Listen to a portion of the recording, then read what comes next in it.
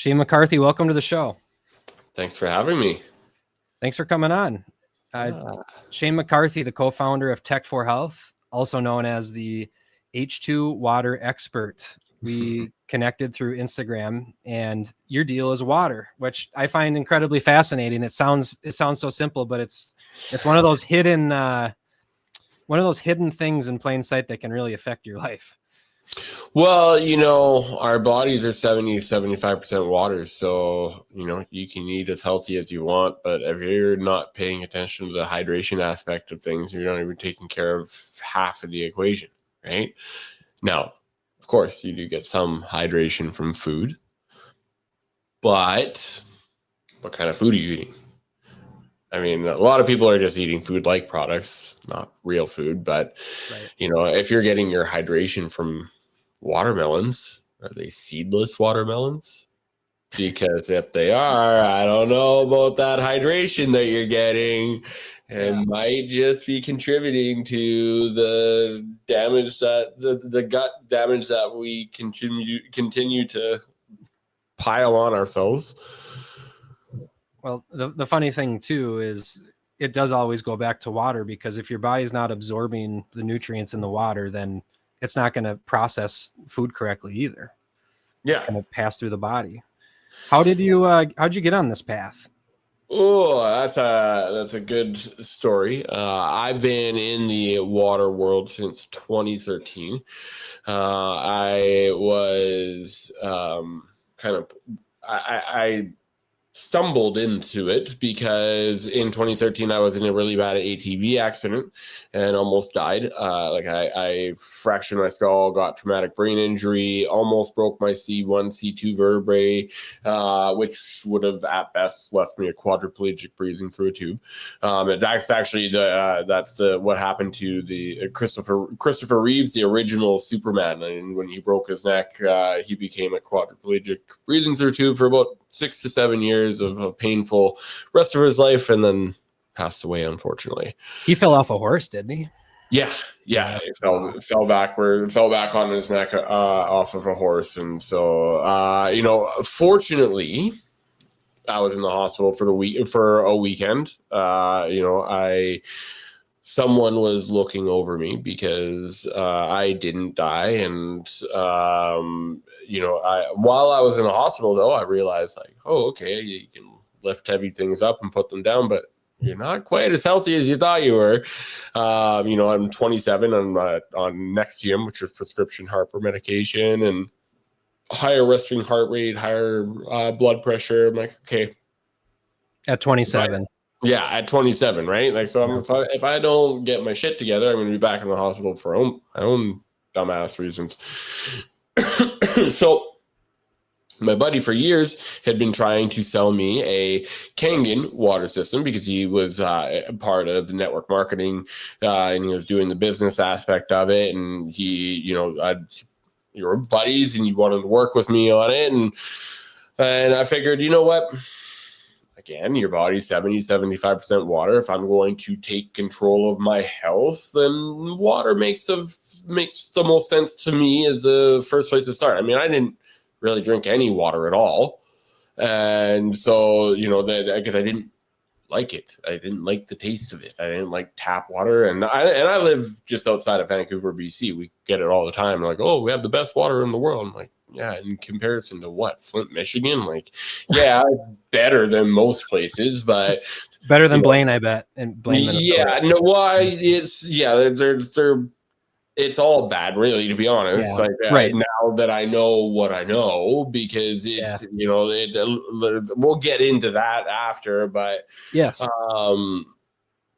I figured, water's a great place to start. And so I got the Kangen machine despite the network marketing aspect of it. Not that I have anything against network marketing. It's just that I didn't really care about that. That wasn't what I was interested in. After a few months, I saw some benefits. Again, I went from drinking no water at all to drinking 4 to 6 liters of water a day. Of course, I saw some benefits. And so I started doing the dog and pony show of showing everybody the pretty colors of the pH scale and stuff. And I started having a little bit of success with it. And I'm like, okay, if this is really going to take off, doctors and scientists kind of need to sign off on it. Like, that's just the way it works in North America. I mean, they don't need to, but it's going to help our mission that much better. So that's who I decided from a business aspect to try and approach. And I had actually been trying to sell to a buddy of mine that owns a couple of gyms.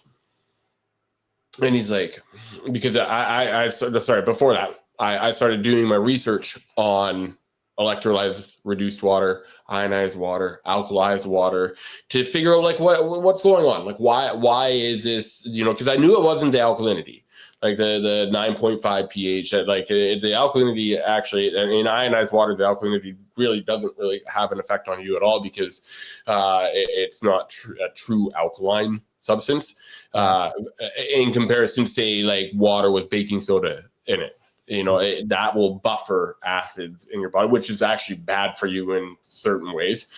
Some people use it as a pre-workout, but it's that alkaline water, alkalized water are different things. The electrically alkalized water isn't even going to buffer acid, so it has nothing at all to do with the pH. So I was like, okay, why is this water actually helping people? And I started looking outside of What's the selling point, by the way, of the Kangen water machine? When you were selling that product, what was the selling point of making somebody healthy, not knowing what you know now, but back then what you had been initially educated on?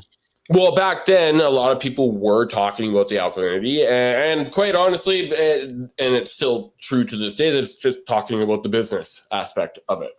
So it was more like we were talking about the network sales. Yeah, the network marketing, I get that. Yeah, but it's a thing. Yeah. For me, I believe I'm still here for a reason, with my ATV accident, and that reason is to help make this world a better place. And best way for me to do that is actually help people with their health and get them what they want with their water, and educate people now on the benefits of molecular hydrogen, which is kind of where I was leading to when I came across hydrogen in my research and started diving deep into that, because that makes a lot more sense. It's an antioxidant. It reduces oxidative stress and inflammation, and gets to the root cause of why people are drinking alkaline water to begin with. I mean, if you cut open an apple and let it sit there for half an hour, what happens? Turns brown. Exactly. So drinking alkaline water is cutting that sliver of brown apple off, so you get fresh apple. But if you let it sit there for another half hour and you don't change the environment in which it's in, it's just going to turn brown again. So you got to start thinking, okay, why is it turning brown? Well, that's because it's being oxidized. And similar to our bodies, why we're acidic is due to oxidative stress. And so hydrogen, as this unique antioxidant, is helping you achieve what people are trying to achieve with alkaline water. It keeps that freshness, so to speak, in the body. Yeah, it's the best way for me to explain it is, because what happens inside your cells is you have these little things called mitochondria, and that's a powerhouse of your cells. Mm-hmm. And that creates a fuel called ATP. ATP production the byproduct of that, the exhaust from that, is called the hydroxyl radical. It's a free radical. That's the cause of the oxidative stress. It's the most cell damaging free radical in our body.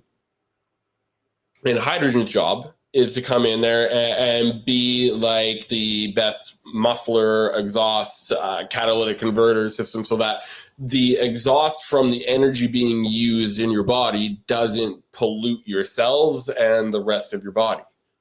Now, like a filter, because our bodies, because of the foods that we eat, or food-like products, the drinks that we drink, the air that we breathe, the overall stress in our life, our bodies aren't making enough hydrogen anymore. And oxidative stress levels and stress levels in general are at also an all-time high. And because your body's not creating enough hydrogen to keep up with the energy being used, your body needs to use more energy to keep up with the oxidative stress. But because it's using more energy, it's creating more oxidative stress. So we get ourselves in this toxic cycle. And that's where hydrogen can come in and reestablish a balance that many people have lost. You know, that we talk about us being acidic. That's a hot topic for a lot of people right now, and we can talk about acidosis on this side of things, but on the other side of things there's alkalosis too, albeit alkalosis is a lot harder to achieve in the oxidative acidic world that we live in. But the point is your body kind of wants to be in between. It craves balance, and it's also known as homeostasis, and that's what hydrogen will help your body reestablish in really the most beautiful way. And may I ask you a quick question? Please. Between oxidative stress and the acidity in our bodies, what causes which? Is it the oxidative stress that causes the acidity, or is it the acidity? Okay, so it's an oxidative stress is just day-to-day life. Yeah, oxidative. Yeah, I mean, in terms of of the free radical we're talking about, it is a consistently created molecule or free radical in your body because it's the byproduct of energy being used.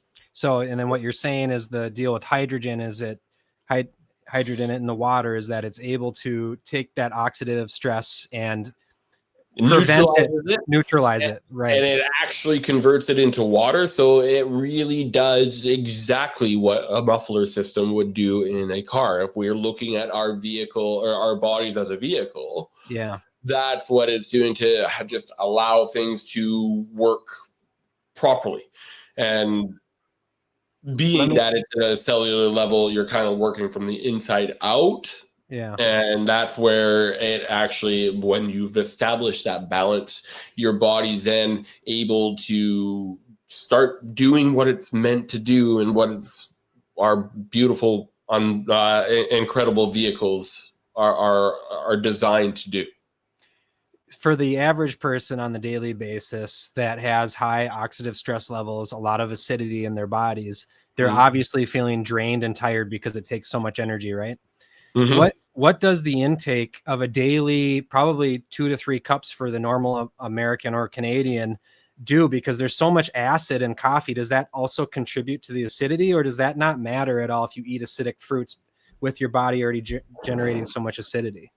Well, okay, it's an interesting. I mean, coffee will definitely add to that, but when you talk about will it add to it because of the acidity, and I mean, it's kind of like saying drinking alkaline water is going to change the pH of your body, and it's because your body is a lot more complex than that. The pHs of the foods and drinks and stuff don't matter as much as what they're actually doing to your body. Because I mean, if you juice kale, which is a very popular vegetable in the vegan community and in the alkaline diet, if you juice that and test the pH of it, it's going to be acidic.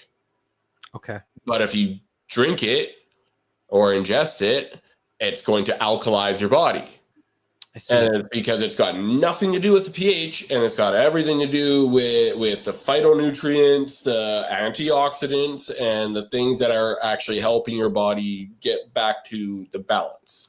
And so the common thinking is far too simple, whereas you need to add this to increase your pH. It's not that simple.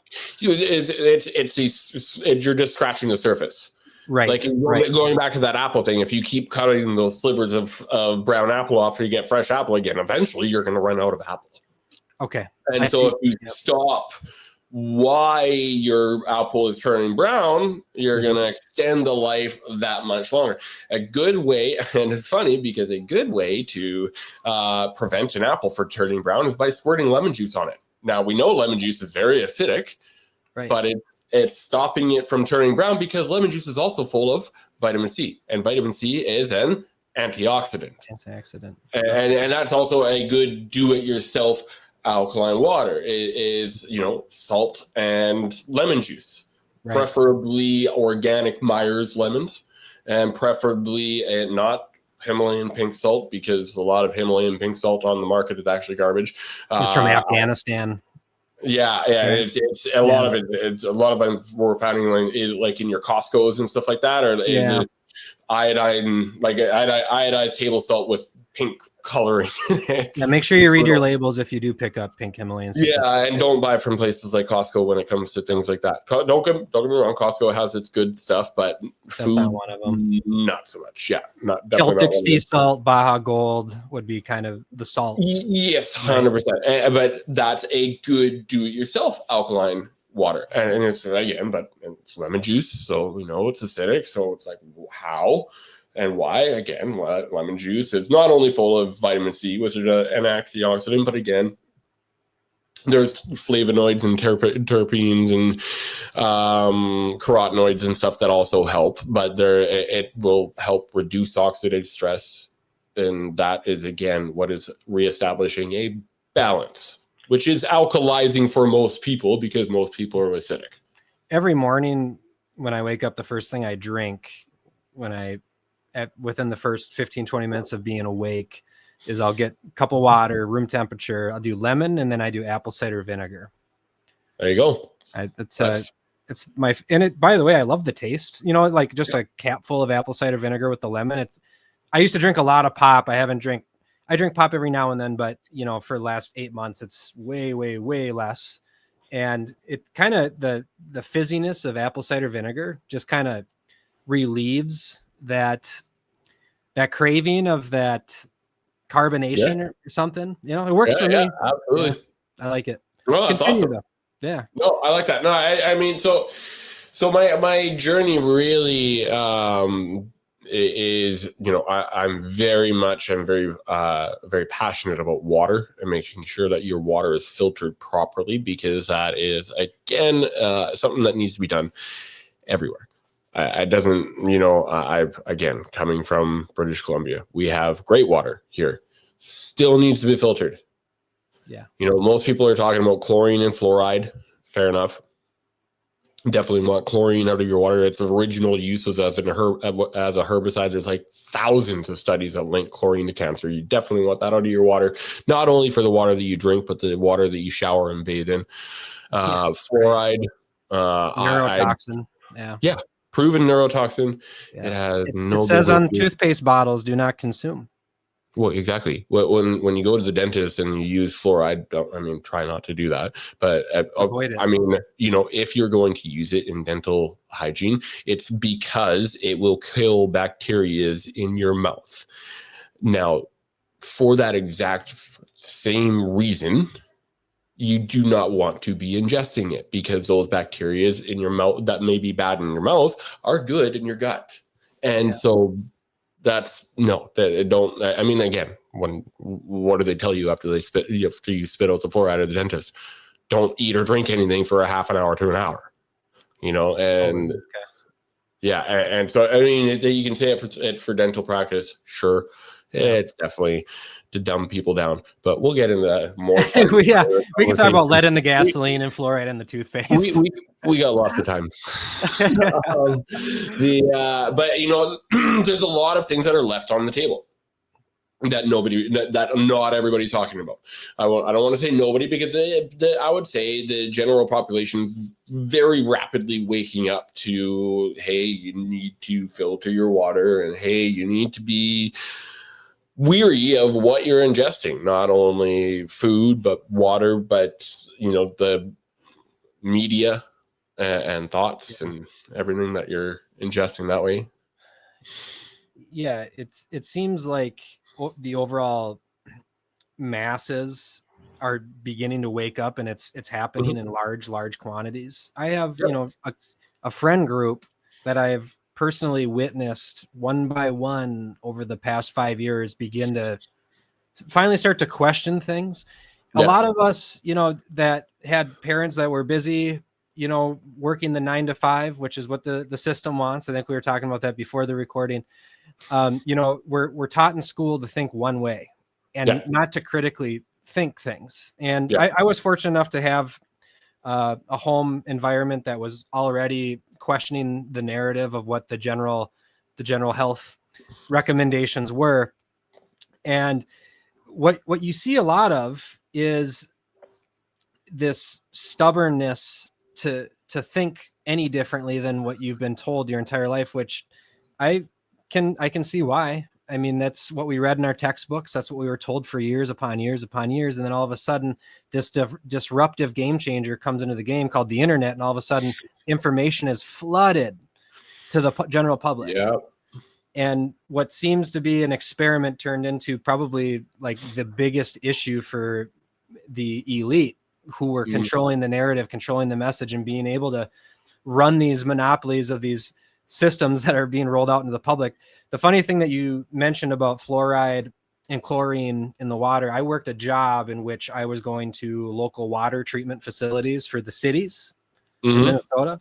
And I can tell you, I've witnessed 80-gallon cylinders of fluoride, 80-gallon cylinders of chlorine that is being put into the water.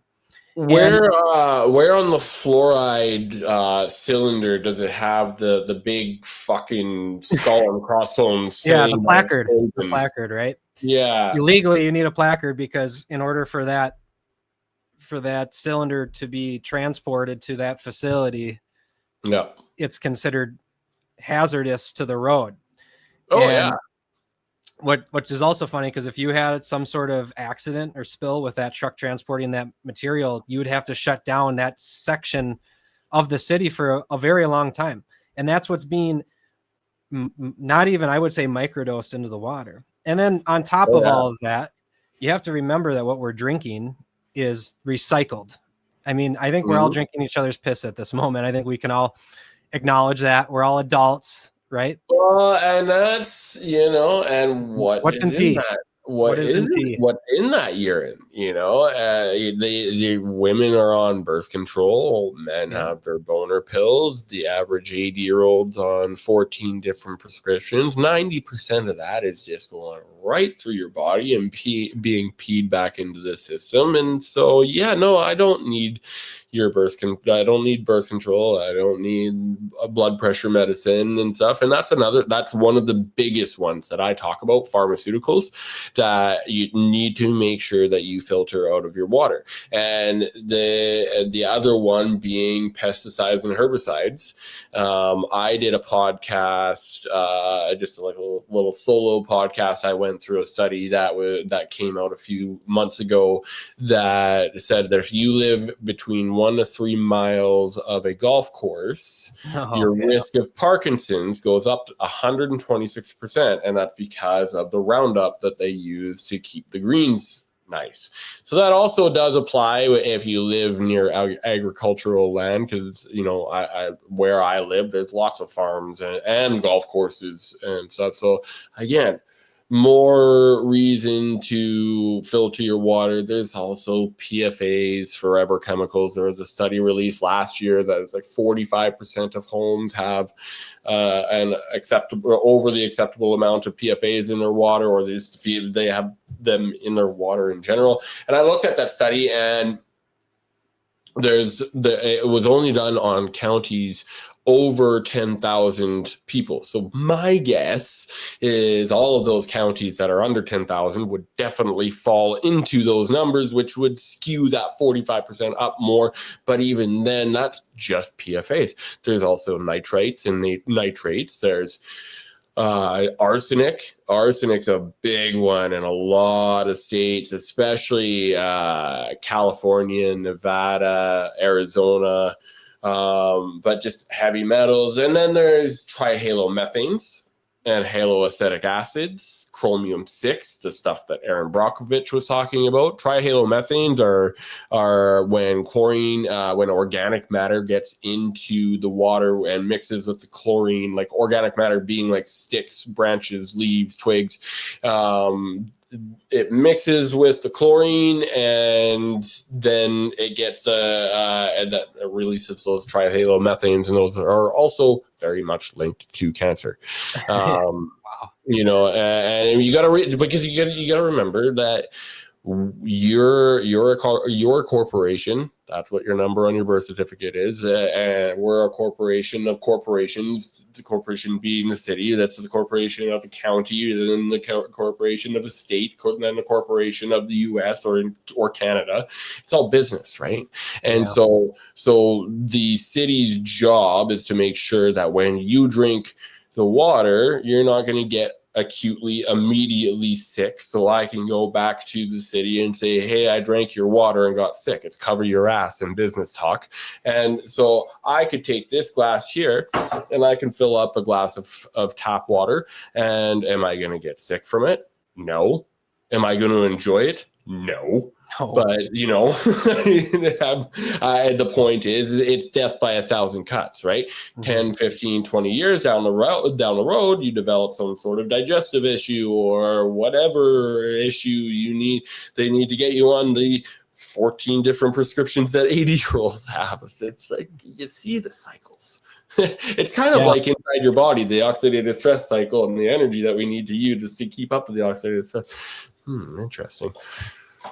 For a lot of people that aren't able to afford the red light therapy booth and all these additional things that you have to invest money into, the first thing that you can do to begin a healthier life is to change the water you intake and stop drinking out of the tap.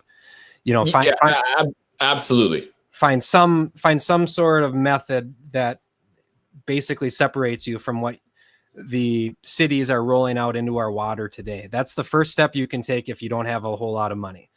And I think it's important for anybody listening that, hasn't thought about this before, is even buying water at the store isn't necessarily a great idea a lot of the time, especially when you get into Dasani and Aquafina, which by the way is illegal in Europe.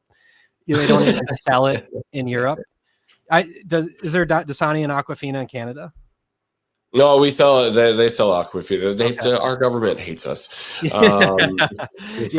Ours does too.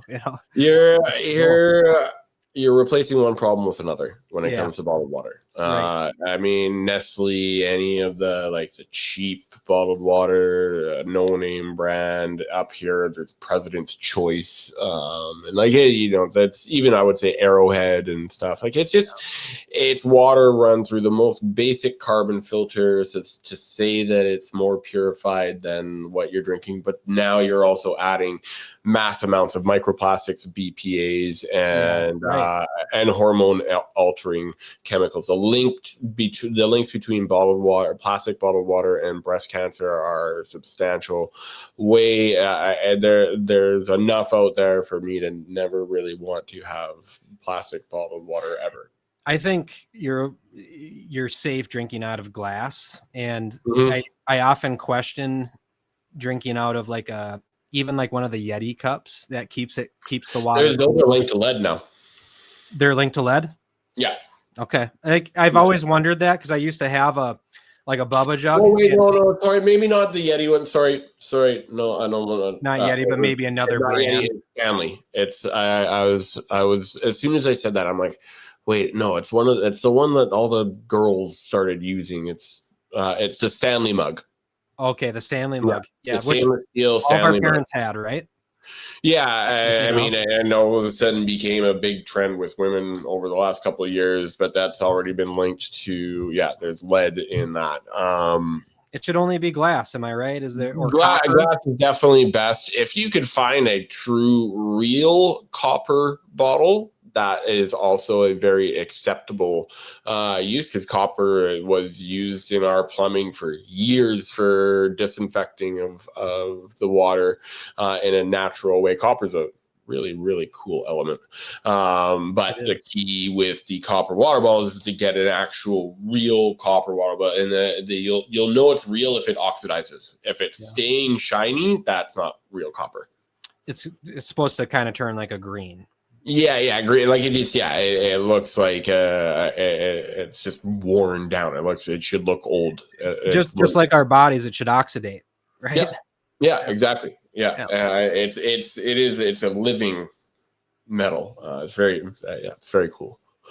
I heard I was listening to part of the most recent Elon Musk, Joe Rogan episode, just came out a few days ago, and they were talking about nickel and copper and iron. And something that I didn't realize or didn't know was, at least this is what Elon Musk had said, was all of those metals that we have on Earth, the copper, the nickel, iron, all of those came from meteorites. They weren't naturally here on the Earth. When those meteorites hit and made impact into the ground, that's what generated those, because a lot of meteorites carry, like there's the one out there that's purely gold and platinum, if you've heard that before.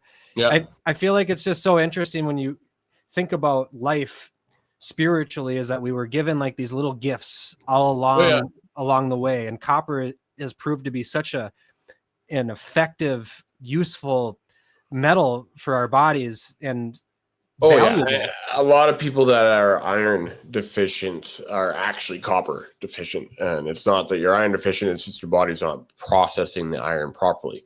I couldn't agree more with that. I mean, I am a very big believer that we are a microcosm of a macrocosm, a cell within cells. Like I can't help but think about this when I'm in an airplane and you're watching, you're flying over and you see waterways like rivers and stuff like this, like that. It's our veins, right? Like, water is just it's the blood of, right. Like it's just I believe very much that, because I believe, not to get into religion too much, but whatever. Well, we can if you want. Whatever. Like I said, I'm an open book. These are my beliefs, and it's up to, for just my beliefs. I believe religion actually keeps you further away from God. I believe God is within. We are the creators. And I prove this to myself by knowing that we have 75 trillion cells in our body. And every single one of them is listening to what you have to say to yourself as if you're God, because you are when it comes to your body. No one else, just internally.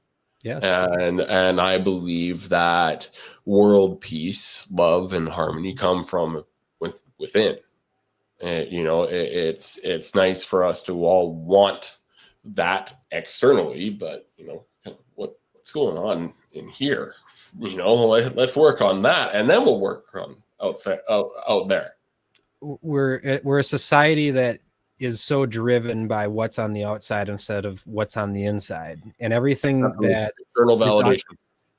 And everything that's on the inside is just patchable by a doctor prescribing you a pill. And it goes with the water. It goes with spiritually. God is inside of all of us, right? And when we numb ourselves with any kind of mind-altering chemical, when we eat processed foods that our body isn't processing correctly, when we inject ourselves with vaccines instead of allowing our bodies to actually fight diseases and fight viruses, we're numbing ourselves and separating ourselves further and further away from being whole and our soul. Yep, we're cutting the cords of the energetic cords, and I mean, you can look at it in many different ways. You can just look at it and understand that we only see 0.5% of what's available in the visible spectrum. So I mean, there's energy in things that we don't see, like people's auras, and obviously everybody's different. I would say with these goggles I got going on here, probably see less than 0.5% of the visible spectrum, but I understand and believe and know that there is more to what we see. I mean, there's a lot of people that believe that aliens are already here, and I always have been, because they just operated on a different frequency, and I am of the belief that that makes sense. Well, the water is so unexplored too. When you think about water, that's outer space. Yes. Did you ever see that video of that submarine pilot that found the lake in the bottom of the ocean? Yeah. I wonder if he's going to talk about that. And I'm already picturing the video in my head. I'm like, and then he coincidentally died a few days later in a that's so weird that happened. Right, but what's funny about this guy, like this guy was a big deal. This guy had brought James Cameron around in a submarine quite often around the Titanic when James Cameron was filming the Titanic in 98. Wow. So, or before that. So that like this guy was a very accredited submarine pilot. And for anybody that hasn't seen the video, this guy, I think it was in 1991 or 1992, was exploring the bottom of the ocean with a submarine, and he stumbled upon what looked like a lake in the bottom of the ocean. And when he had attempted to enter this lake or go in this lake, he would bounce off of it because it was so dense. And me being a little, seeing movies, sci-fi stuff, I'm thinking, this could be a portal. We have for so long tried to leave Earth by going up, and break through the firmament. When we watch these rockets hit the sky, it looks like water splashing. Yeah. Oh yeah, 100%. Right? Yeah, it looks. If you were to look up and see a speedboat going across the water, this is exactly what it would look like.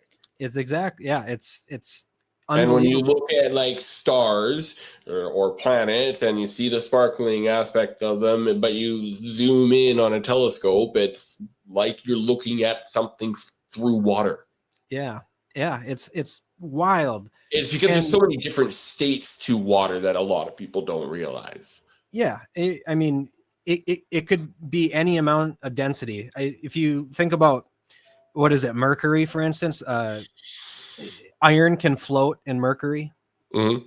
So the density of the water could be beyond our comprehension of what it actually is.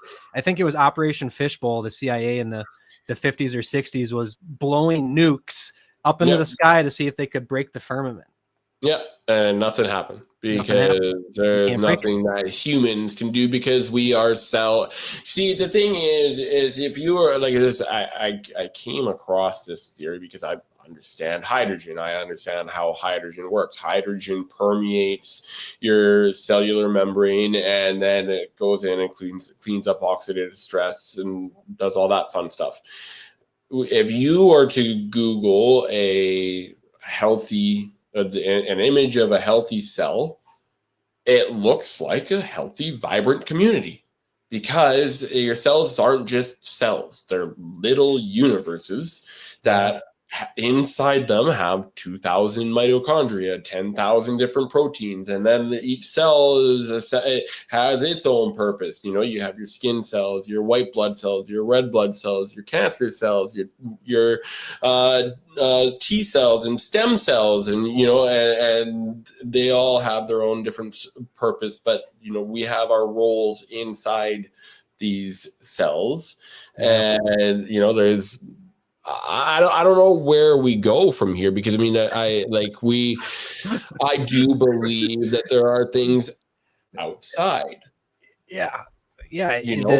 Because again, if I have water rich in hydrogen gas, the hydrogen molecule is going to go in my stomach, and it's going to start dispersing out of my body, and it's going to permeate cell membranes, and cell membrane firmament. Same thing. And so if hydrogen can permeate a cell membrane or the firmament, then that leads me to believe that other healthy things that help us can permeate the cell membrane. I don't know because we got this 3-eye atlas thing going on, and I think that's all just a big distraction too. I think almost everything is a distraction. Yeah.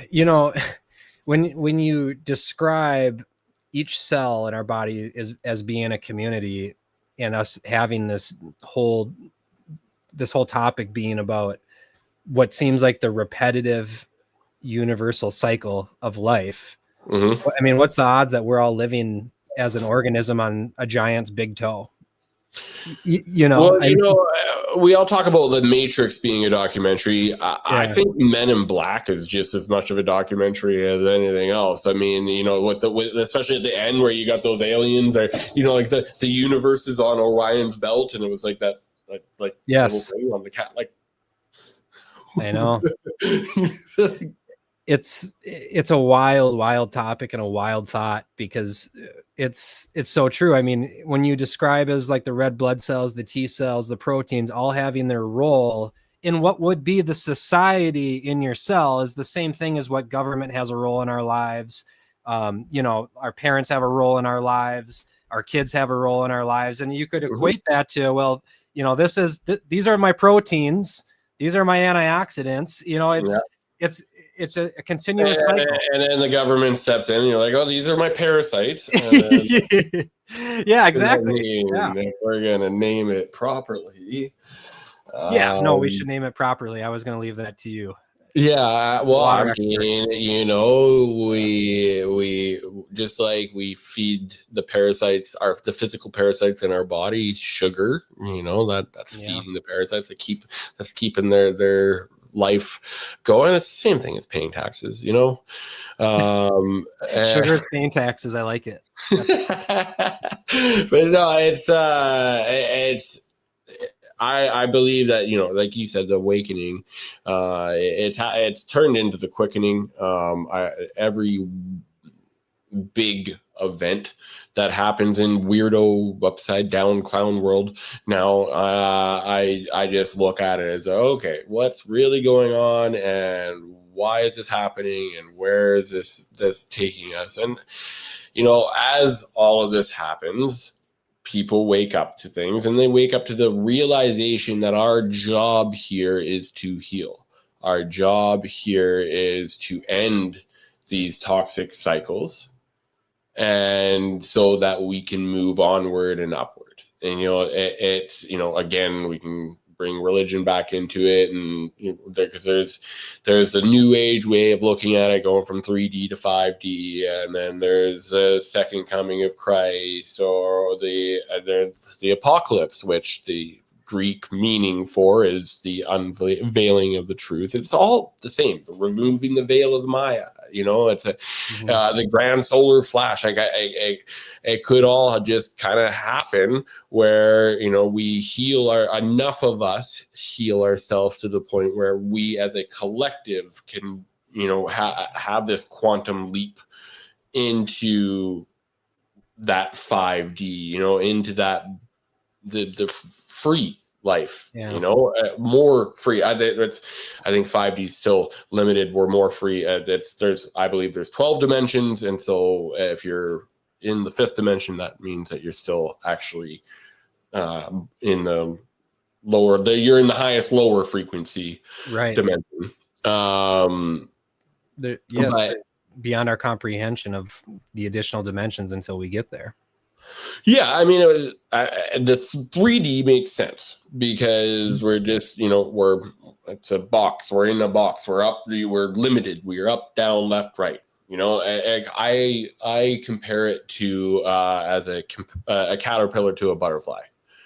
Caterpillar, you're up, down, left, right. You're very limited in where you can go. You're moving actually pretty slow. When you go to a butterfly, now you can move all around. You're more free to move. Yeah. Nobody really talks about what we're actually going through right now, though. That's the part where the caterpillar goes into a fucking cocoon and actually kills itself, so it becomes the butterfly. Yes. That sounds like a pretty uncomfortable process, and that sounds a lot like what we've been going through. Yeah. And you could call it Kuli Yuga.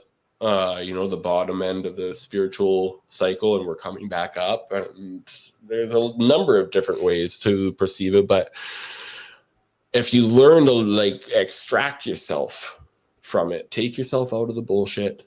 Don't get yourself too, and this goes to all you tinfoil hat wearing conspiracy theorists too. Be weary of the. I got my tinfoil hat. It's actually sitting right up there.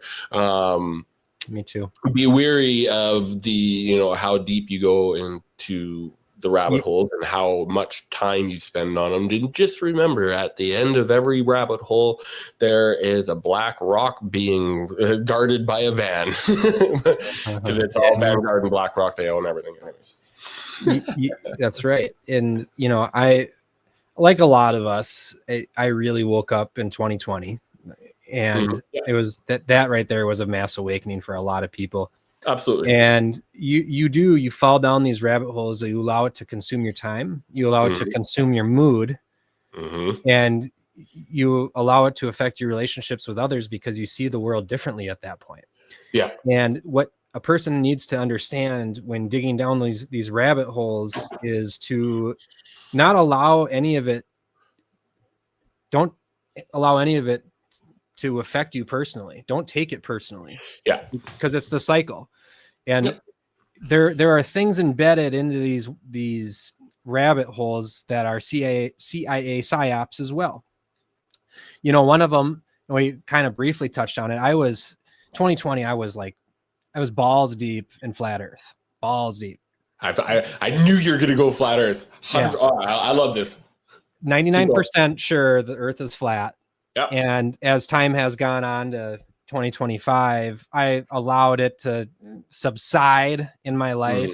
I've kind of drawn myself back from it. And I don't necessarily, I'm 35% sure now that the earth is flat. The ice walls, I mean, Admiral Byrd's diary in Game of Thrones.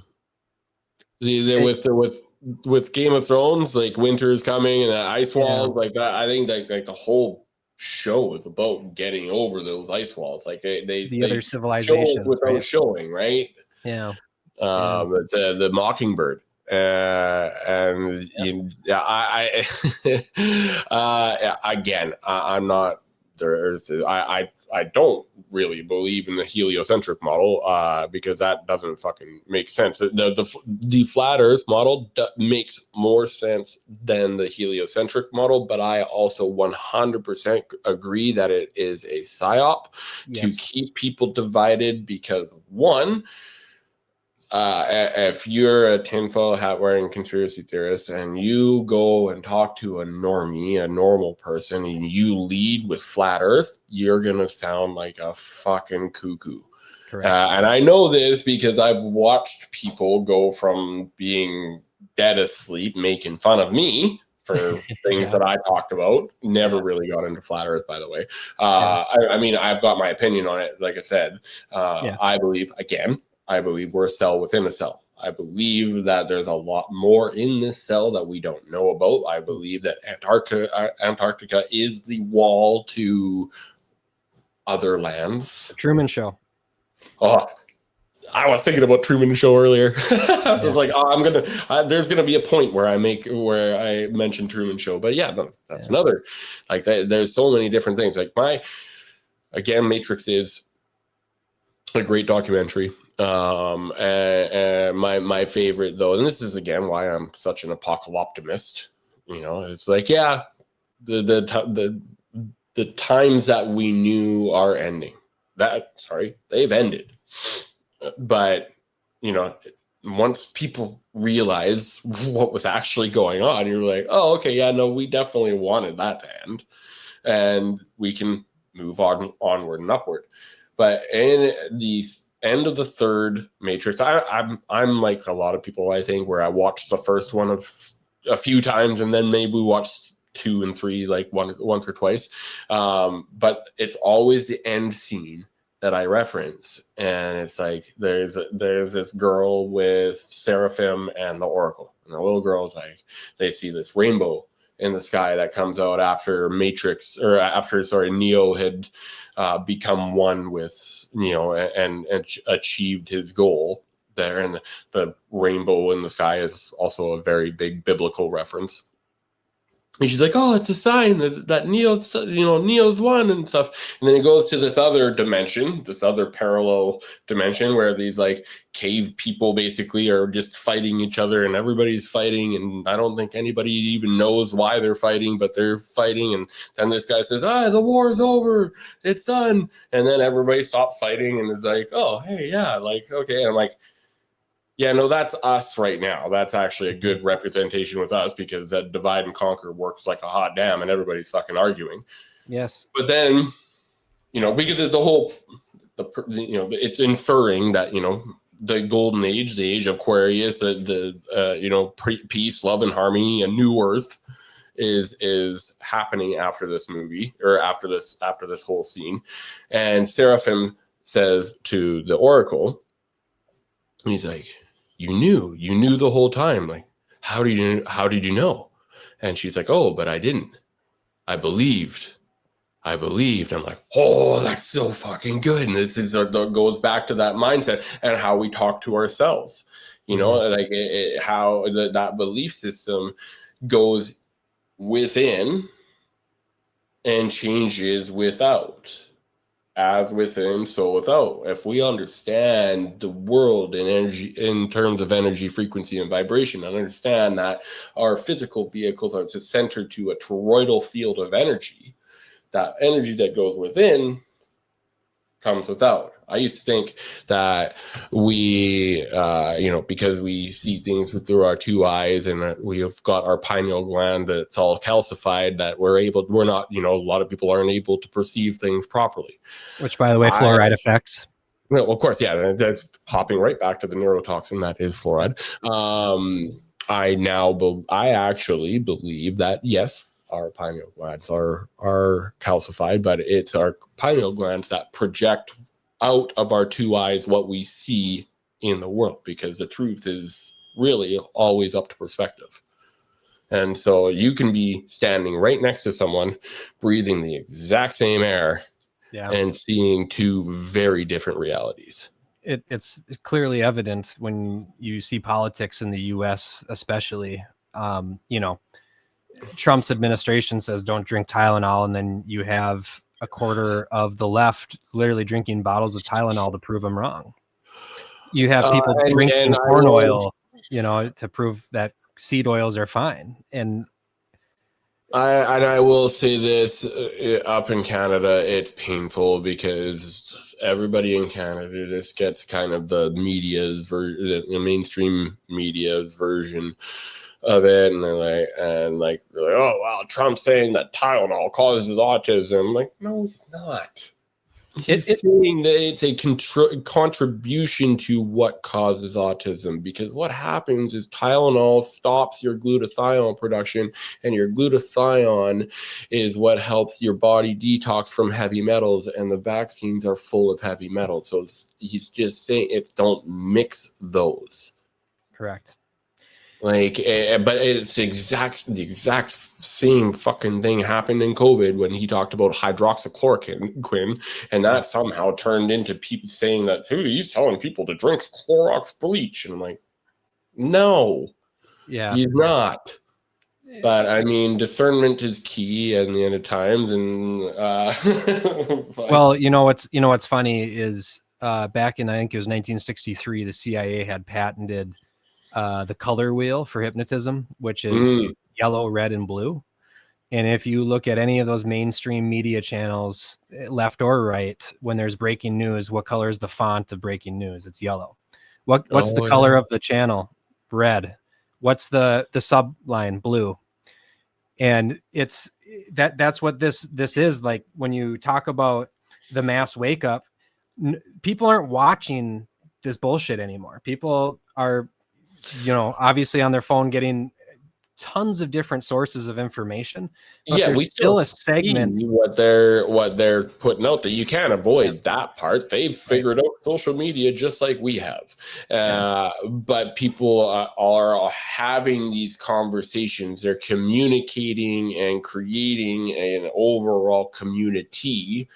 And that's where like podcasts like this, and like, I mean, I work with a group called Human Garage. They teach people fascial maneuvers. They've got a massive community that's open to healing and claiming their power and understanding how to heal themselves. And like, you got your Dr. Mark Hyman group people and their following, Dispenza, Joe Rogan, Gary Brecka, like there's just a list that goes on and on of these micro and macro communities, groups of cells that I've learned that we need to heal. And it's really freaking cool to see. And we don't need to overcomplicate things. Start with the basics, again, filtering your water. Yeah. And, that's why I am a hydrogen guy, because it's the most basic element on the periodic table. And as a molecule, it's the smallest molecule in the universe. So it gets wherever it needs to get. But I mean, that's tool in your toolkit. Hydrogen was a gateway drug for me, because that made, once I invested in my water and was learning about hydrogen therapy and implementing hydrogen therapy, it was like, okay, what else can I do? What else can I start changing out cleaners in my home and for non-toxic cleaners. And I would like to make better clothing choices and stuff, because it really is death by 1,000 cuts, bro. Yeah, no, it is. And what's so fascinating about hydrogen water is not only drinking it's good for you, but taking a bath in it can really help with inflammation as well. Yeah, that is one of because I have a company that we have the best in hydrogen therapy products, from inhalation to drinking to topical application to baths. We are researching and testing out a new bath machine that will be provided it does what it's supposed to do, will be on our site soon. But oh man, this thing looks so freaking cool. I'm watching the water and the hydrogen that's going into it, and the way it's just it's nano bubbled in there. Oh, it's so drinking, a lot of people have heard about drinking hydrogen-rich water because, about 2 and a bit years ago, Gary Brecka went on to Joe Rogan and started talking about hydrogen-rich water. And at that point, 85 different people are like, oh, hey, yeah, look at this. They're talking about hydrogen water. I'm like, oh, yeah, no, that's that stuff that I've been talking about for over a decade now. That's it's awesome that you're learning about that. And rightfully so, because drinking hydrogen-rich water is going to be the best method, the most convenient method of getting hydrogen in you. Because remember, we're talking about hydrogen gas, H2, the molecular hydrogen. That's what we're talking about. Yes, there's hydrogen in H2O, but H2O is the solution. That's the water that carries the hydrogen and delivers the gas into your body. So it's kind of similar to soda water, carbon dioxide gas. It's just hydrogen bubbles are very healthy for you.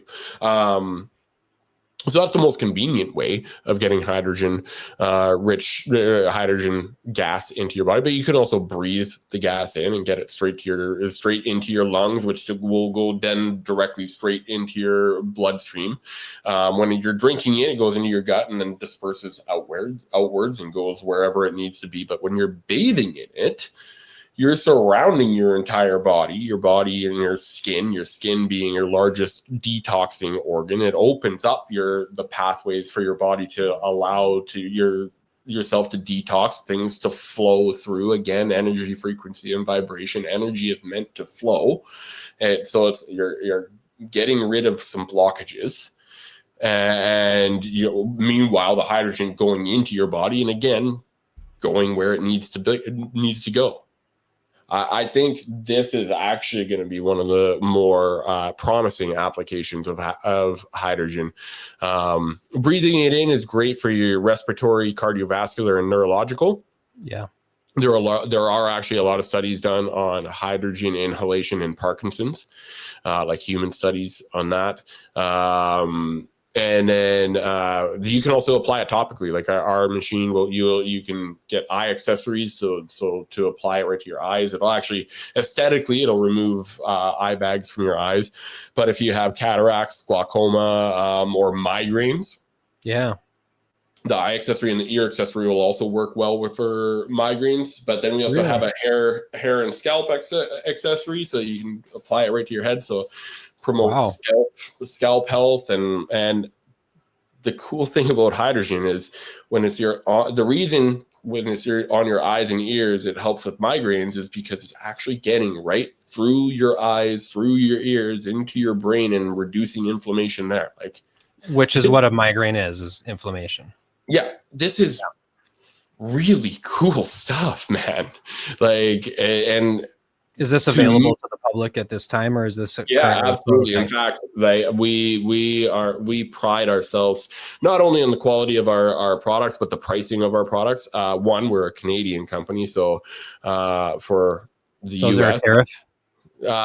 actually, no. I'm glad you asked that, because holy fuck! Actually, our smaller ticket stuff, we might even just take off the site for the time being. We have tablets. We can't send them across the border right now. You're paying way more than what they actually even cost. These tablets, you can like dissolve it in your water, and it creates hydrogen for you to drink. Or we actually have bath tablets too. Very cheap and efficient way for people to try hydrogen out, which pisses me off that we have all these issues with shipping, but I have faith that we'll get past that. Yeah, it'll be fine.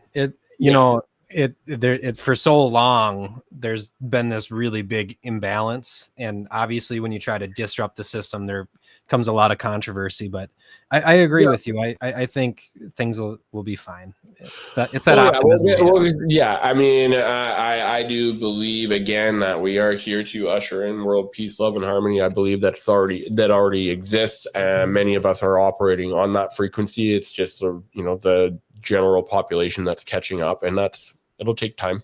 So back to the machine, or the applicator for the eyes and the ears. Is this some sort of mask, or is it cream? The goggles, they look like kind of like snowboarding or skiing goggles. You look super cool. And so it just feeds the gas into the bottom of each corner, and it just pumps the gas right into your eyes. The ear accessory kind of looks like earmuffs. And then the cannula is just a silicone tubing that goes into your nose. And then it also, so the machine I'm actually talking about is called the Tech Pro 900. Okay. Yeah, it's a hydrogen and oxygen gas machine. So it's not a water machine. You actually put distilled, pure H2O, distilled water in the machine, and then it uses a proton exchange membrane that creates hydrogen and oxygen gas for you to then breathe in through the silicone cannulas, use the eye or ear accessories and apply it topically, or our hair and scalp accessory. Or we have a stainless steel rod that allows you to bubble the hydrogen gas into your water to then drink or bathe in. And so it's a lot more than just an inhalation machine. It's a full spectrum hydrogen therapy machine. The only method of hydrogen therapy that you don't get from the machine is hydrogen-rich saline, which of course is going to only be used at a hospital or clinical level anyways, because you're injecting it into you. Right. Drinking water, bathing water, inhalation, and topical application can all be done with this beautiful machine in the comfort of your own home. And in comparison to other companies out there, when all is said and done, we're about 40% less than our competitor, because I believe I'm here for a reason. My job is to help this world heal.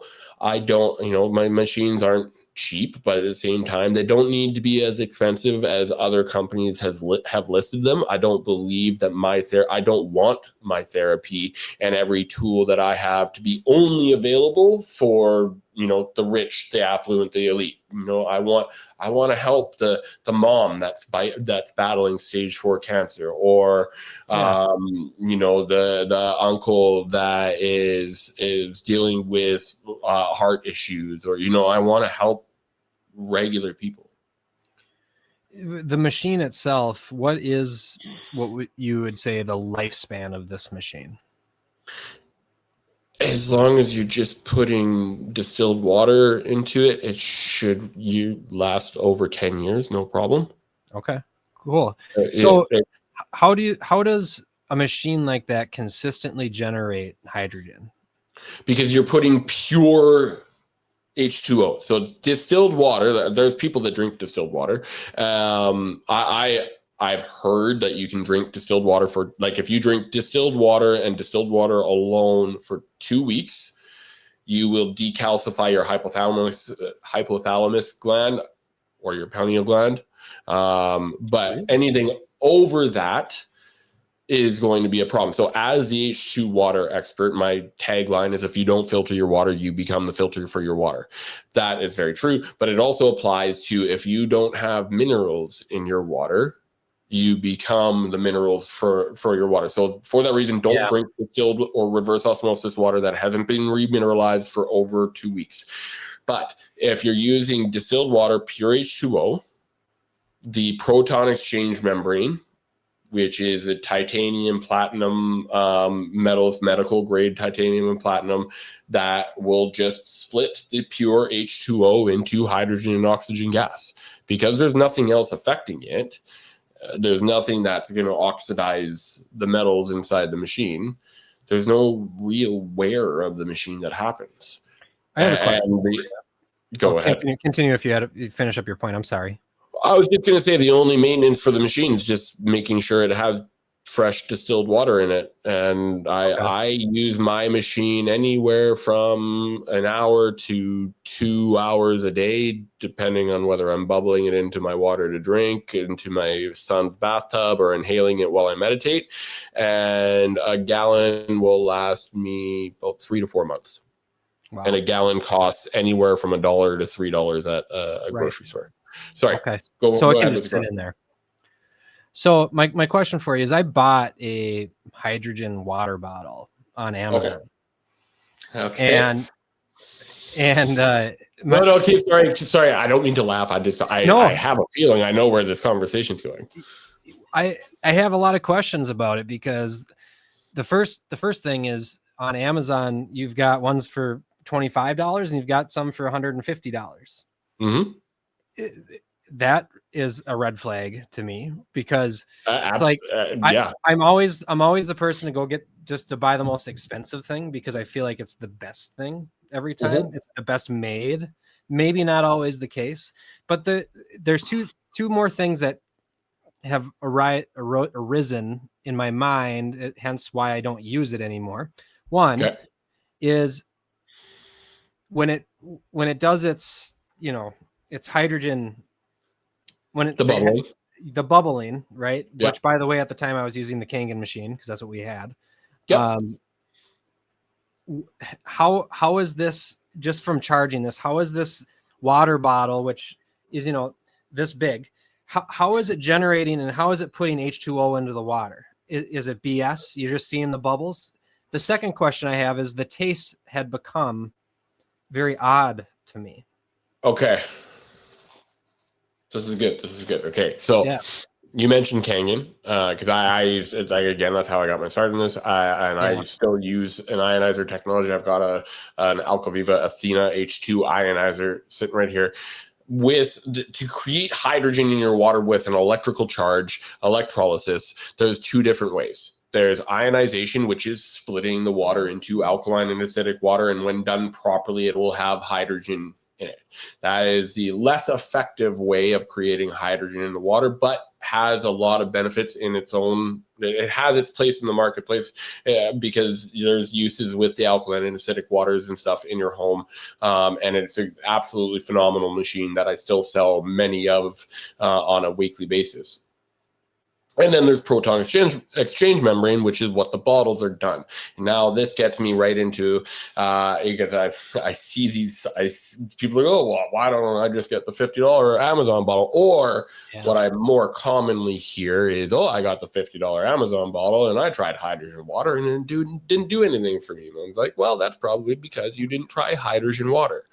Very, very key aspect for these bottles is you see right here, it looks like a screw, but that is actually an oxygen off-gassing port. Okay. And so if the proton exchange membrane is creating the gases, because it's going to take H2O and create hydrogen and oxygen gas, the oxygen gas must be off-gassed. Otherwise, it's going to go right back into your water, and it's going to negate any benefits that you're getting from the hydrogen. And so that's why you had hydrogen water, but it didn't do anything for you because you didn't have hydrogen water. Now, what can also happen with the cheaper made bottles is a lot of the membranes can be made with less than quality metals, and now you can actually lead into heavy metals being leached into the water. And if any hydrogen is present, the hydrogen is going to help deliver those heavy metals into your body a lot quicker. Not something you want to do.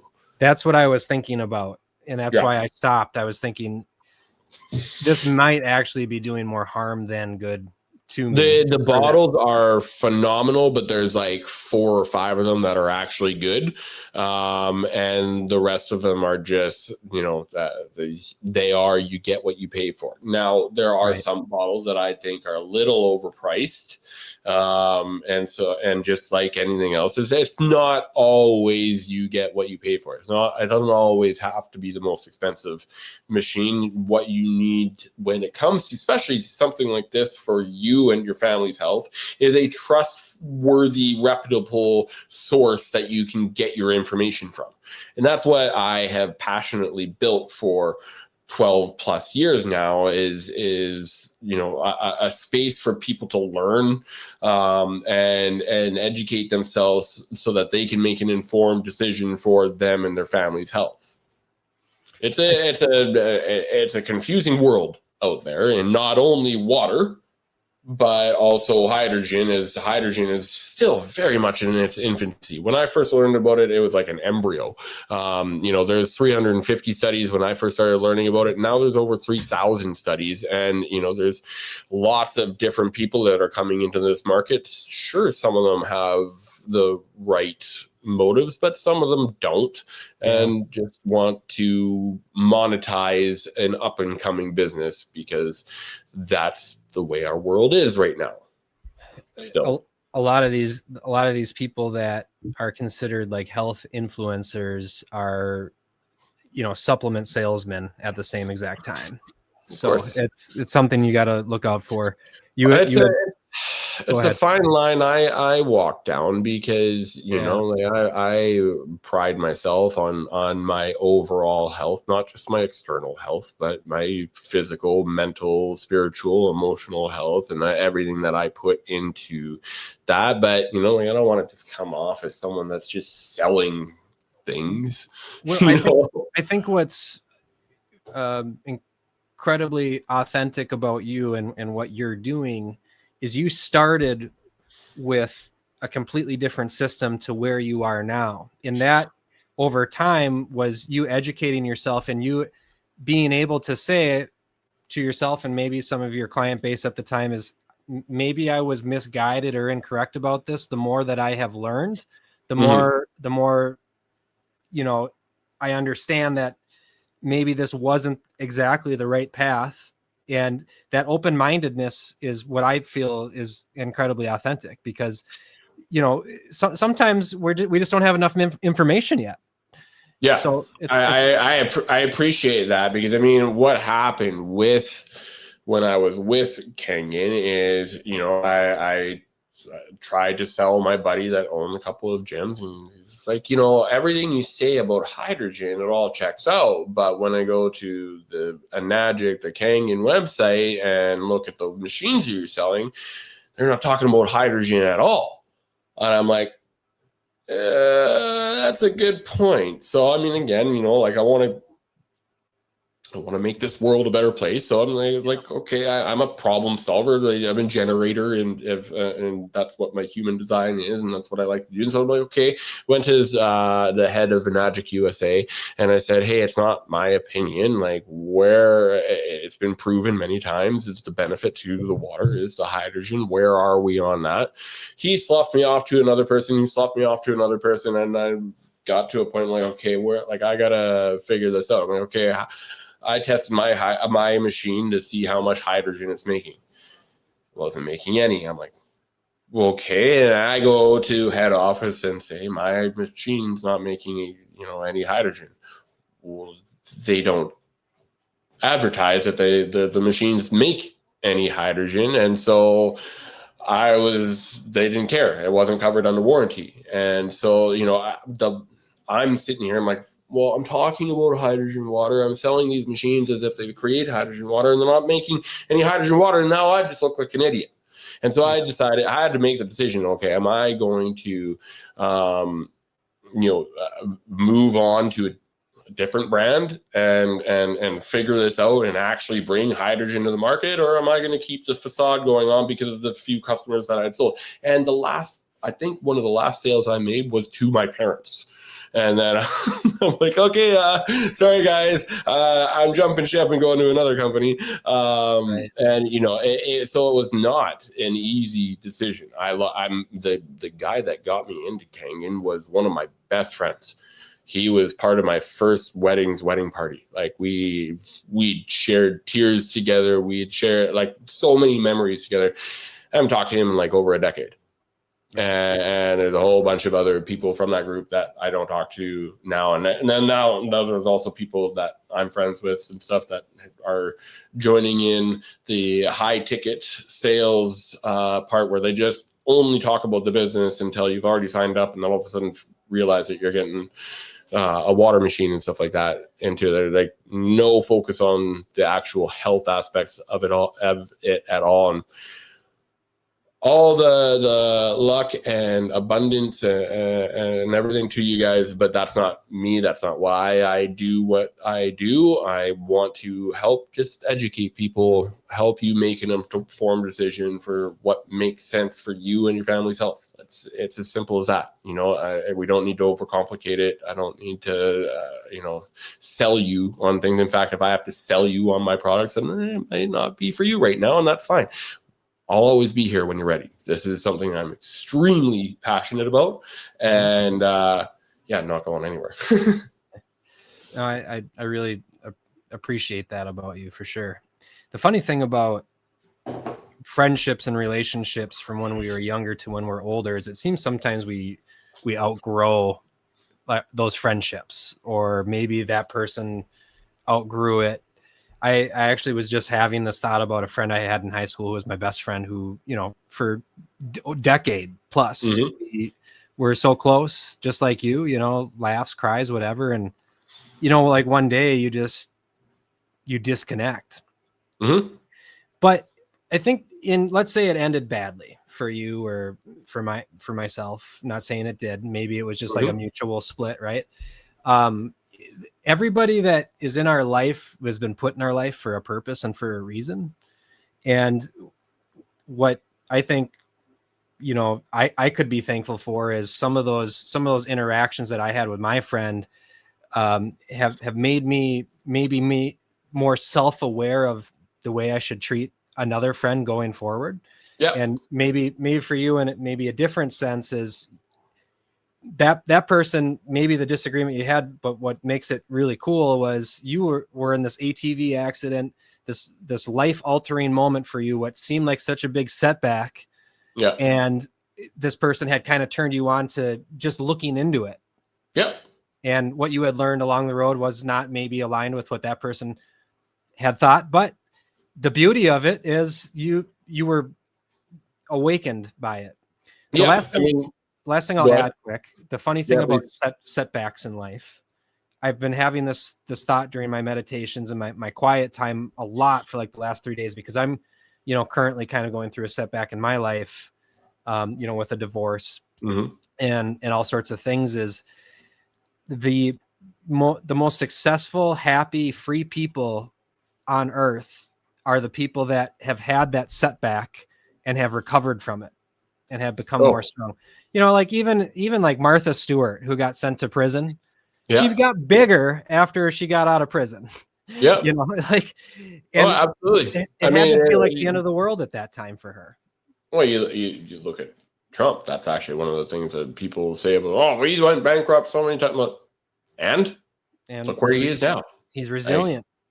I feel in my world, there's no such thing as failure, only feedback.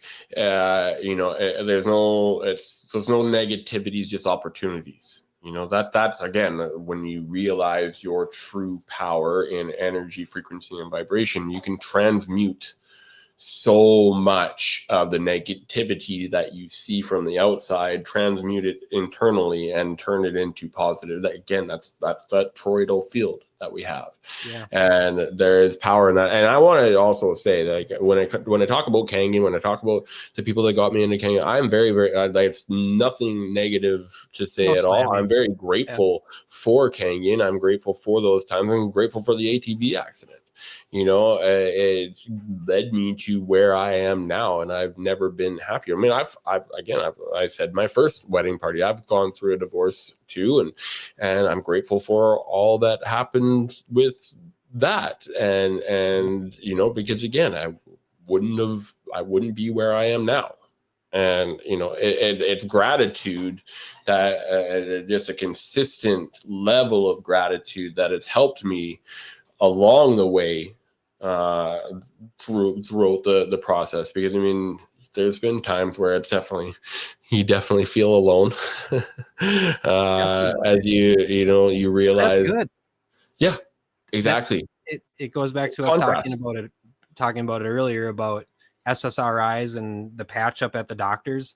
Like you need to struggle, you need to feel pain. Mm-hmm. You have to go through the hard times to get to the good times. And that's a big problem with society today, is a lot of what is growing up right now doesn't understand hard times. Yeah, there's that whole adage of like good people create good times create nice people create hard times create good people. Yeah, it's a cycle. Yeah, it is. And that's actually, I think, the first time I've gone through that, and I actually got it right when I was doing it. Yeah, no, you did good. Good thing. I'm like Charlie Day and that meme where I'm like trying to put the pieces in like. Yes.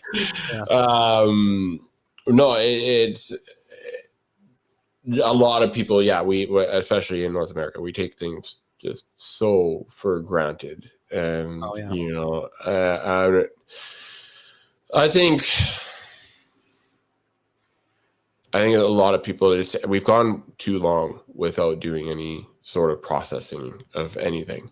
You know, one perspective that I find absolutely fascinating was when I had gone to Costa Rica in March of this year to Rhythmia. You know, driving to the resort, you get to see the homes of all the people in Costa Rica, which are sheet metal sheds. A lot of us Americans or Canadians would consider sheet metal sheds, right? Yeah. Now, I'm in this, what you would call a blue zone. I'm sure you're familiar with a blue zone. Yep. Guanacaste, Costa Rica is a blue zone, one of 5 in the whole entire world. And what that means is it's one of the healthiest places on earth. You know, the average lifespan is over 100 years old. There's no pesticides. Everything is natural. The overall health of that city is so good that they don't even pay for healthcare because it's so minimal, right? Yeah. So you come from a place like America where you have these pop-up neighborhoods. Every single house is the same. They're all, you know, 3 levels, basement, mid, upper level, 30,500 square feet, you know, $500,000 mortgage, $2,000 a month just in your mortgage, plus all of your utilities and all this other bullshit. And we're considered free and happy, but we're contributing to this corporation that is paying our bills for us, and we're a slave to them, and we're not allowed to go on a podcast and say something negative about them because it could cost us our job, cost us our home, and destroy our whole life.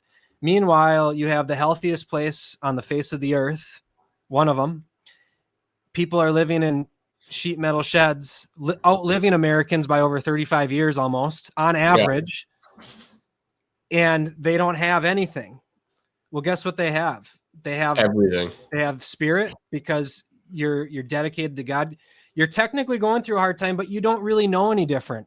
You don't know that air conditioning feels so damn good that you're suffering, right? Yep. It was such an interesting perspective for me going to another country and seeing that, and seeing people that were healthy that didn't, you know, have all of this. In America, we invest billions and billions of dollars into the medical system, almost as much as we invest into our military for all these unhealthy people. Yeah, I mean, it all comes down to us being farmed we're indoctrinated and programmed at every level from the minute we come out the womb. I've back in my conspiracy theorist days, I used to have up here in my poster, I'd have the Canadian, and don't get me wrong, I'm still a conspiracy theorist. It's just not so much of a theorist. All my theories have become real. We're undefeated. Or truth. Yeah, I'm batting 1,000 over here. And this used to be the Canadian Bill of Rights, and there was one beside it, the Canadian Charter of Rights and Freedoms. And it's like, you know who gets rights and freedoms? Upon good behavior, of course. Prisoners. If we were free, we wouldn't need a fucking list of telling us what we could and couldn't do. That is not freedom. And there's a lot of people that will talk about energy looting, because again, you can look at it from a movie perspective. Actually, Monsters Inc. Well, no, that's more in relation to adrenochrome. That's a whole other part of the conversation. Yeah. But if you think about energy looting, I used to try to understand that, and it's like, okay, how do we get our money? How do we pay for things? We trade our energy for it. What do we use our money to pay for? Well, after taxes, it's energy. The amount of money that we pay for our energy, that we traded our energy for, is insanity. Like, we keep trading our energy more and more to just pay for other energy. Yeah. That's energy looting. And then there's the spiritual version of energy looting in things like porn, and social media to a point. The dopamine chases and doom scrolling that people do with social media. But that said, social media can also be a very healthy, and all of those are just tools. Yeah, this is the first time in human history that we've had to navigate social media. We're the first generation to have to navigate social media. So there's going to be some bumps along the road. Of course. I would say overall, I'm glad that it exists, because without it, I don't know. What was that? How did we meet? How did we meet? Exactly. There's a timeline. There's a difference in timeline when Elon bought X and Twitter. Mm-hmm. And I think Rogan has talked about it a few times, but depending on what you think of Elon, if you think he's an alien or if you think he's contributing to the bad, all those theories are plausible.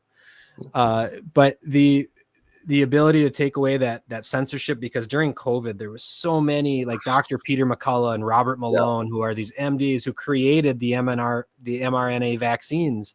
These people are getting banned from Twitter for their opinions, which are actually factual, backed up by studies. Yeah.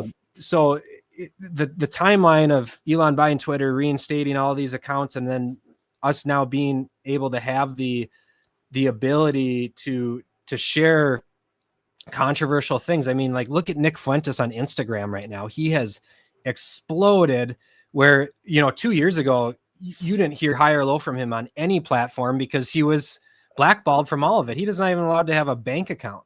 Yeah. It's wild. Yeah, well, we know all about our bank accounts being taken from us up here in Canada.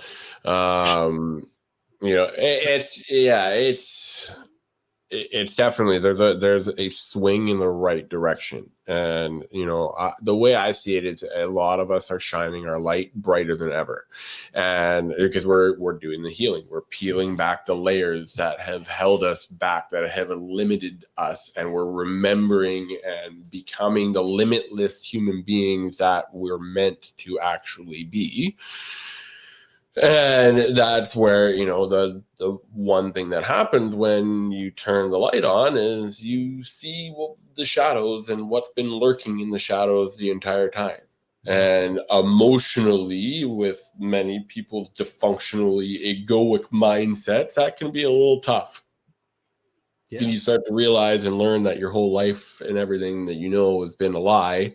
Right. And you take that personally and you get upset about that. And you say, oh, we need a revolution. It's like, no, I get it. But trust me, they would love to fund another revolution. They'd love for us to continue to revolve in the same toxic cycle that we've been revolving in for generations. That's not what we're here for. No. That's not what we're doing. We're evolving out of it. We are expanding, and it's actually a very beautiful time to be alive.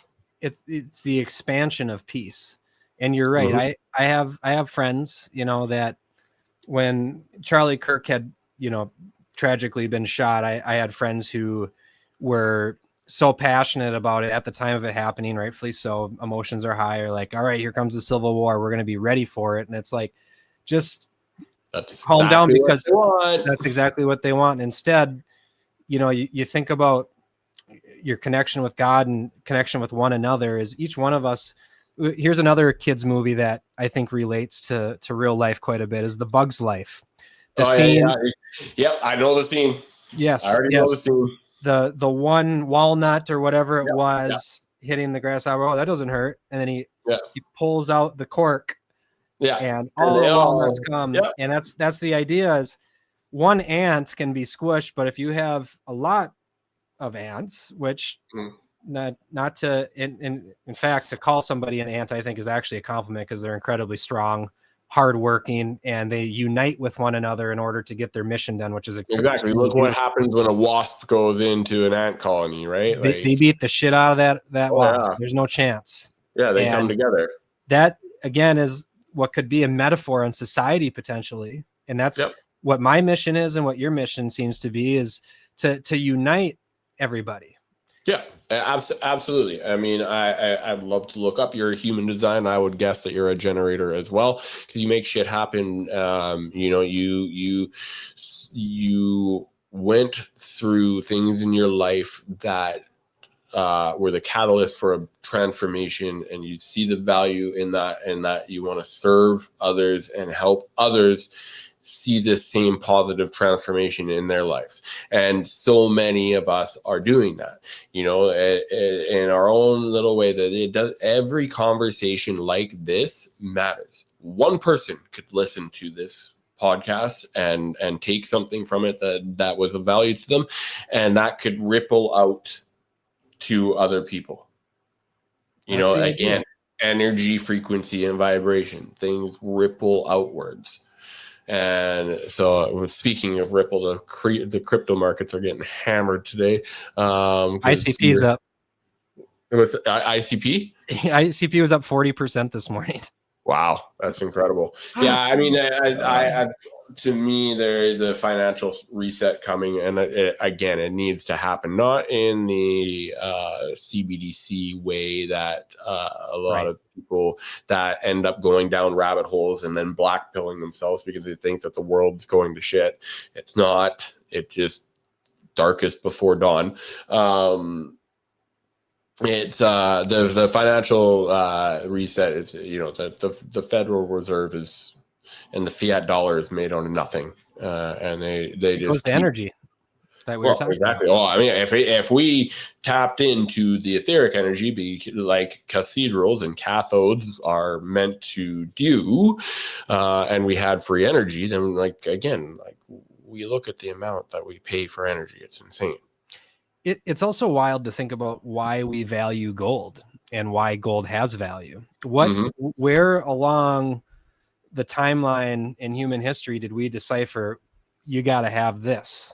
Because it used to be salt, which is an incredibly valuable mineral. Who has the most salt? This is why I hold a lot of silver, because I think silver is really the valuable of precious metals, because that actually has utility and application to it.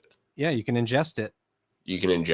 Well, there's colloidal silver, but then it's also in every single one of these. Right. It's used for conductivity, and there is application to it. So, that actually is an interesting point about gold, because gold is way over. Well, I mean, in comparison to silver, I think it's just silver's undervalued. But the Anunnaki conspiracy theory, right? Which one is that? Anunnaki came to the Earth, and when they transformed humans a little bit more, the idea was get human, because the Anunnaki need gold to continue their mission. So the idea was go to this farm and have these humans mine the gold for the Anunnaki to continue their fuel. So we're mining gold for the Anunnaki. Huh. Yeah. Plausible. It's definitely plausible. I mean, why not? Yeah, I mean, and that's the fun thing about once you get the emotional aspect out of it. The conspiracy theories and rabbit holes are fun. They are. We won't know what the hell we're actually doing here until we're not here anymore. And so, getting yourself caught up in that stuff can be dangerous, but it also can be fun. It's fun to we lose that as we grow up, and we lose imagination. Like dragons and things like that. Dragons make a hell of a lot more sense than fucking dinosaurs do. Oh, you want to go down the dinosaur rabbit hole? Oh, we can. I mean, I think we can go down the dinosaur rabbit hole, but fossil fuels are not what we think that they are. Right. But I mean, like I keep seeing things like in the Grand Canyon and shit that like they have the no-fly zones and stuff like that. I saw a picture of it looked like a giant's hand. Like I believe that giants used to exist. Like you look at redwood trees, and you also look at the Devil's Tower in Wyoming. You can't. That's a cut down tree, and then you're thinking, oh shit. There's a little bit more truth to those Avatar movies than we thought, because that's the whole thing in Avatar is the humans come in and cut down their fucking big tree of life. And then the other part of that movie, which is incredibly fascinating, is the implementation of like an interstellar being that isn't physically present but is present. Which is kind of like that whole Matrix thing, or the simulation where we're technically actually in a pod. Living this life. It's or there's I mean, it could be a combination of all of it, but there's also that aliens are coming. It's like, nah, motherfucker, they're already here. And it's just they operate on a different frequency that we don't see. Again, that visible spectrum aspect of it, and they're shape-shifting reptilians as well. Yeah. I mean, the whole Simpsons episode or whatever is like Homer runs down. He's like, ooh, and pulls the mask off, and it's just two aliens. And like, that is some reality shit right there. I know. And I find these to be the fun conspiracy theories. You might as well have some fun with it. Right. I mean, we can talk about reptilians walking among us with masks on that are actually leading our governments. Well, the problem with I think the biggest problem that people have with reptilians is actually understanding that we're part reptilian ourselves. Well, Satan was a snake. Yeah, and look at the symbol for the medical system. And if you look actually at your hand and you look at the scale, like the scaly part of your hand, you're like, yeah, you know what? I can kind of see it in there. And what's the most foundational part of your brain? What do they call that? Your reptile brain. I didn't know that. Yeah, no, they call it your reptile brain. It's like the first part of your brain that just knows how to do everything, and it's just like, we're all hybrids, and that's why understanding the value or the power of yin yang. It's understanding that you are both the light and the darkness. And owning that it's all it can also be perceived as masculine, feminine. It's just the spiral, and they talk about it biblically. It's like milk and honey. It's as spiraling through your body, and I mean, depends on what part of the Bible or what book that they may or may not have removed out of the Bible that you read. But have you ever dug into the theory of the 10 Commandments being seen on DMT? No, that's an interesting one. So I had an integration expert on the show about a month ago, and he talked a lot about somewhere along the way we remove psychedelics from the Bible, because psychedelics can often help us meet God and find God in our life, right? Yep. And as the Bible carries on through translation, there's just a lot of things that you lose. I mean, because the Bible initially written in the language we don't have today. We literally don't have that language today. So a lot is lost in translation. Of course. The story goes in where Moses was in that origin of the world were acacia trees. When an acacia tree and bush burns, it emits DMT. Okay. So Moses was out. There's burning bushes because from the heat in the desert, sometimes bushes will scold from the sun. If you inhaled the smoke and then saw the 10 Commandments. And interesting. And that's how the 10 Commandments were implemented into society. Now, you could think that that's just a BS story, and the 10 Commandments just actually came from somebody without being maybe in an alternate stated reality. However, what I can tell you from my experience of being in Costa Rica, I was in what you would call a maloca with 55 other people. And what's absolutely mind-blowing, we talk about seeing more than 0.5% of reality, is everybody sees the same thing. So if there's little alien walkers throughout, what we call them minions that would walk throughout the Maloka. Okay. And what these minions would do is they'd be carrying toolboxes and they would go work on people and repair their heart. Some people would be able to see like their chest wide open, see their heart, and they'd see them working and repairing their heart. And it's more than one person seeing this. Wow. And this is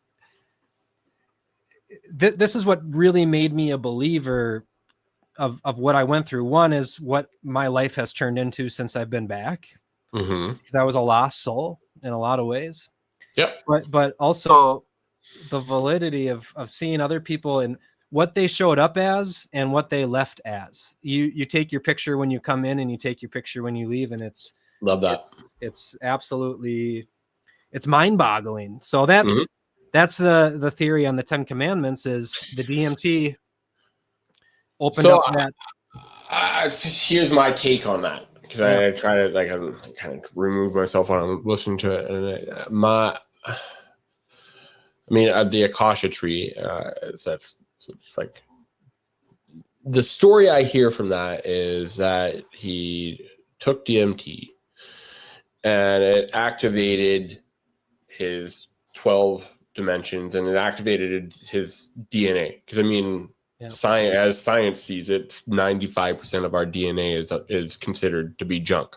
One, I think that they know what our DNA does, and I think that they know if we knew and were able to tap into the power that is in that 95% junk DNA, we would be very powerful people. But the Akashic records is the record of everything, forward, ahead and behind, the record of all. And I believe that is kind of what's built into our DNA, because our DNA is a storybook. That's why everything, that's why I meditate, because the answers are within. That's why external world peace, love, and harmony starts from within, because it's activating that part of our storybook that allows us to be in that dimension. And I think that's what DMT is a tool to help do. And the way I've always looked at the 10 Commandments is you just be a good fucking person. Yeah. That's right. It gave society just a moral compass. Yeah. And those are the laws that we should operate under, not maritime law, not corporate law, God's law, and it's just be a good person, do the golden law, or do unto others as you'd have them do unto you, or karma, as other religions call it. It's all the same. And when we place it into these other different categories of religion and separate these beliefs, it separates us. And reason. What I heard of that, because one of my meditations is that I do every single day, is called World Peace Quest. And we talk, and it's like, I accept that I am an integral part linked to all other members of planet Earth through my thoughts, actions, and feelings. And so when you say that to me, and when you guys are all under, with Mama Aya, and have the medicine, and you're all on that same frequency together. That's why you see it all together, because you guys are all very much connected through your thoughts, actions, and feelings at that point. Mm-hmm. Very interesting stuff. I've always wanted to do Aya. One of my buddies has done Iboga, the male counterpart to it. He really wants to do become more of a shaman and hold Kambo and Bufo ceremonies. Like I'm a very, very big proponent of jungle medicine. Yeah. And again, being cells within a cell, being one with something that's bigger, we are put in a place with all of the tools that we need. Everything that they call a weed has medicinal benefits to it. Yes. Including cannabis, but most people use cannabis as a drug. Right. But it, of course, the cannabidiols and everything there's medicine there. But horsetail, that's got silica in it. Stinging nettle, when you boil that's got health benefits to it. There's all sorts of dandelion root. Like dandelion, it's really good for you. Insanely good for you, and people are using the thing that kills us to kill it. Yeah, exactly. They're making the frogs gay, and they're fucking killing it. They're making the frogs gay. You know what that is? I've seen that. He was study. right. He was right. It's actually fucking true. I've seen the study to that. I'm like, holy shit, man. The atrazine was exactly. literally. It's a very, very commonly used pesticide in Texas. And I mean, again, you kind of look at the state of the world right now. It kind of makes sense that everybody's fucking hormone and endocrine system is out of whack. Well, you know the story about ergot? Sorry, who? Ergot, ERGOT. Oh, what in the world happened, or what on earth happened? Was that ergot? So I've been doing a deep dive on MK Ultra. Okay. And maybe I talked about this with you when we had our phone call, but what was so the whole situation with MK Ultra in the late 30s, there was this Swiss scientist named Albert Hofmann that was developing a headache medicine with something called ergotamine, which is this psychedelic. And what he didn't realize was, when he was trying to synthesize this headache medicine, a little 50 micrograms of ergotamine got into his bloodstream on his bike ride home that day, because Swiss people usually ride their bikes. He tripped balls. Turns out that is the base for LSD, and that's how LSD. Okay, yes, I have. So ergot, when you talk about crops and pesticides, like even DDT is the creation of polio. Yeah. Any case of polio in this day and age is, of course, the strain from the vaccine and not actually DDT anymore. Funny enough. So the deal with ergot was, between 14th and 17th century, a lot of towns in Europe, would harvest flour for bread for the town. Big deal. Everyone eats bread, right? Yeah. Well, due to poor crop rotation, never turning over the soil, and humid seasons, these spores would develop in the flour. And these spores were ergot, which is like a fungus. Yeah. So when they're grinding up this flour, they didn't know any better. They're grinding up this flour, they're eating the ergot, and they're tripping out of their minds. They're blaming witches for it. They're saying the witches are making me trip balls, and they're burning witches. Oh my God, that makes sense. Thousands and thousands of witches were burned at the stake because they thought. So a lot of this ergot happened over in Salem. Correct. Exactly. Oh, wow. Exactly. Yes. It's interesting too, because I've seen, what is it, How to Change Your Mind on Netflix. Okay. The very first step, that's where I learned about LSD. I thought that LSD was always synthetic. 99% of it is now. Yes. But it was the ergot and then they talk about psilocybin, and its benefits with like just trauma and stuff. And then MDMA, that one is also, I think it's it's a mold that grows on sassafras, if I remember correctly. In Vietnam, yeah. Yeah, and then they talk about peyote, which is like a Mexican South American type of thing that's coming from a cacti.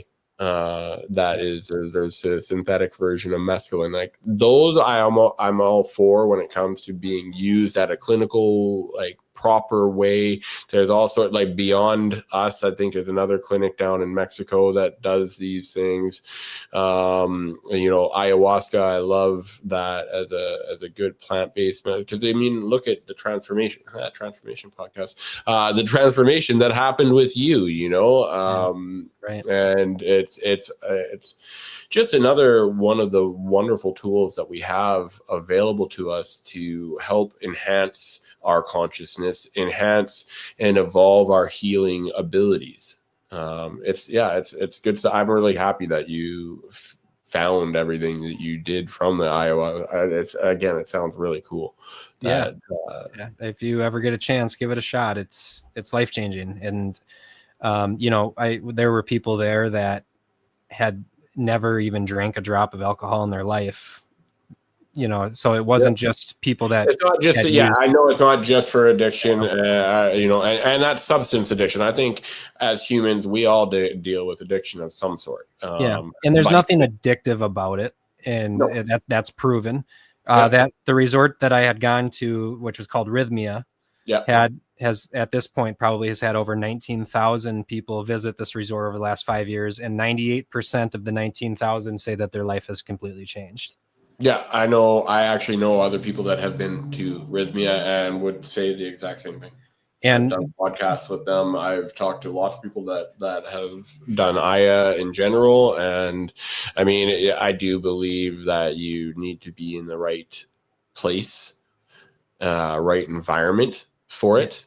Yes. I see some danger in the DMT pens that people can do. Like they've got pens like they have like weed oil pens they have with DMT now. Just go to South America and get it from the plant. If you're gonna do it. Don't let some guy in the shop make it and give it to you. If you're not gonna do it properly, don't do it. No. But yeah, there's tons of promise there. There's all sorts of different magnet healing, energy healing. And there's also there's a reason why a shaman is a shaman and picks his volunteers, because it's not just distributing the medicine, but it's also making the setting correct and being in the right place, as you had mentioned. There's a reason why the music doesn't start for 2 hours and the music starts and then it stops and then it starts again. There's a reason why there's a certain incense that's used in the air to bring good spirits, holy spirits, because so many spirits, I talk to a lot of people that go through psilocybin experiences by themselves in their bedrooms. And, I give anybody credit that's trying to better themselves. But what I warn anybody to in that space is, be aware that what you would think is a good spirit could be a sheep in wolf's clothing. Yeah. And what you're maybe drawing yourself towards isn't actually what you think you're going towards. I agree with that. It's the same thing if, let's say, people, sell their soul to the devil. Well, I wanted the money and the fame, but at what cost? And I didn't think I would get the money and the fame this way. It's the same thing when you're accepting a spirit or some sort of something larger than life into your heart. You're thinking that's what it looks like, but it's not actually what's there. So anybody that tries these things on their own, like, just do it in a responsible medical setting. Don't. This isn't just to be messed with, in my opinion. I think it's you want to do it properly. You are messing with different realms and dimensions, and things are very much out of your control. But by doing it, you are taking control of it. And if you don't know what you're taking control of, you're going to lose control. Very, very dangerous. Yeah, absolutely. Yeah, no, I mean, it's in whatever way you're healing, keep doing it. I just give so much credit and encouragement to those that are really going down the path of healing. Reach out to people. Don't, like, especially for men. Yes. Don't suffer in silence. Find a good men's group. Find other men that you can talk more than just sports about. Yes. Talk about real stuff. Remember, breads and circuses will always keep us divided and distracted. And the more distracted we are, the more divided we are. And so, that what needs to come back is community. We need to relearn how to communicate. That is one thing about this is like, I love technology because this is happening. And it's a good, meaningful, intentful-driven conversation. Yes. But a lot of family can't even talk to each other on the phone anymore. They just text. Yes. So it's a double-edged sword. Right. It becomes being conscious of what you're doing, how you're acting, what you're thinking and feeling, because we are all connected through our thoughts, actions, and feelings. I agree with And you. then also stay hydrated and drink a bunch of water and stuff. Drink your water. That's exactly right. Well, Shayne, I really appreciate your story. Appreciate you coming on the show today. Pleasure's all mine, man. Thank you for having me. This has been awesome. I love how it just kind of went all over the place, and I wouldn't have had it any other way. I love conversations like that. Like, these are the conversations that need to be had. It's raw, and that's the idea. And what we'll do here in the description is we'll put your website in the description. Any way to contact you if anybody's curious, or if anybody just wants an education lesson, I'm sure you'd be more than happy to distribute that. So absolutely. Do you have anything left to add? Yeah, no, I mean, if you want to follow me on Instagram, that's probably the best place for you to find me and talk to me. I'm the H2 water expert. I've got all sorts of resources for you. I'm educating there, but that's all I really want to do is educate people, remind them that if you don't filter your water, you become the filter for your water. That's all for me. I'm looking forward to chatting with anybody that wants to come talk high quality H2O with me. All right. Thank you, Shayne. Hey, thank you, brother.